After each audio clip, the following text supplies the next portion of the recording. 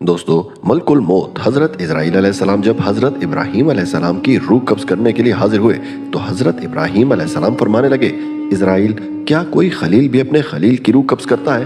اللہ نے تو مجھے دوست بنایا ہے، دوست ہو کے دوست کی روح قبض کرنے جا رہا ہے۔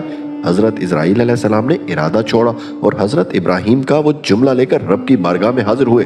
عرض کیا، مالک، جناب ابراہیم نے فرمایا ہے کہ اللہ کی بارگاہ میں عرض کرو کہ مالک، کیا کوئی خلیل بھی اپنے خلیل کی روح قبض کرتا ہے؟ تو رب کریم نے فرمایا کہ میرا بھی پیغام جا کے جناب ابراہیم کو دے دو، ان سے جا کر کہو کہ رب فرماتا ہے کہ کیا کوئی خلیل بھی اپنے خلیل کی ملاقات کو ناپسند کرتا ہے؟ آپ کو تو ملنے کے لیے بلا رہے ہیں، موت تو بس ایک پل ہے، یہاں سے گزریں گے تو محبوب سے ملیں گے۔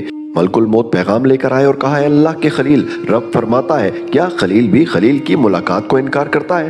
تب حضرت ابراہیم کھل کر روئے اور فرمایا کہ اسرائیل، اب دیر نہ کر، مجھے میرے خلیل کے